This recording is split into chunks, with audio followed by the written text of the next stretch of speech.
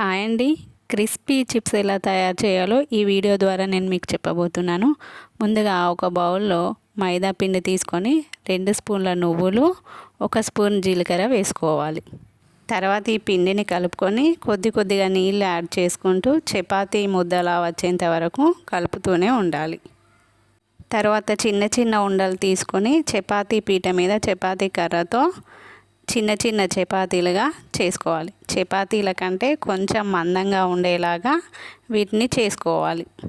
ఇప్పుడు ఒక చాక్ తీసుకొని మీకు నచ్చిన విధంగా ఘాట్లు పెట్టుకోవాలి. మీ నచ్చిన షేప్లో. నేనైతే ఈ విధంగా ఘాట్లు పెట్టుకుంటున్నాను. ఇలాగే మిగతా చపాతీలు కూడా చేసుకొని ఇలాగే ఘాట్లు పెట్టుకోవాలి. మీకు నచ్చిన షేప్లో మీరు వీటిని కట్ చేసుకోవచ్చు అండి. నేనైతే ఈ షేప్లో కట్ చేస్తున్నాను. కట్ చేశాక ఒక్కొక్క షేప్ని విడివిడిగా అతుక్కోకుండా తీసి పక్క పెట్టుకోవాలి. ఇవి ఒకటి మీద ఒకటి వేస్తే అతుక్కుంటాయండి, అందుకనే విడివిడిగా వేయాలి. ఇప్పుడు స్టవ్ పై ఆయిల్ పెట్టి ఆయిల్ బాగా వేడయ్యాక కట్ చేసుకున్న ఆ ముక్కల్ని ఆయిల్లో వేయాలి. ఇవి ఒకవైపు వేగాక మరోవైపు తిప్పుకోవాలి.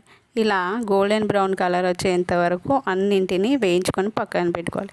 ఇప్పుడు ఒక మిక్సీ జార్ తీసుకొని 7-8 వెల్లుల్లి రెబ్బలు, 1 స్పూన్ కారం, 1/2 స్పూన్ ఉప్పు వేసుకోవాలి. వీటిని కొద్దిగా బరకగానే మిక్సీ చేసుకోవాలి. ఇప్పుడు మిక్సీ చేసుకున్న వెల్లుల్లి కారాన్ని ముందుగా చేసుకున్న చిప్స్లోకి వేసి నేను ప్లేట్ పెట్టి కలవడానికని బాగా ఊపుతున్నాను. అంతే అండి, క్రిస్పీగా ఉండే చిప్స్ ఇంట్లోనే రెడీ.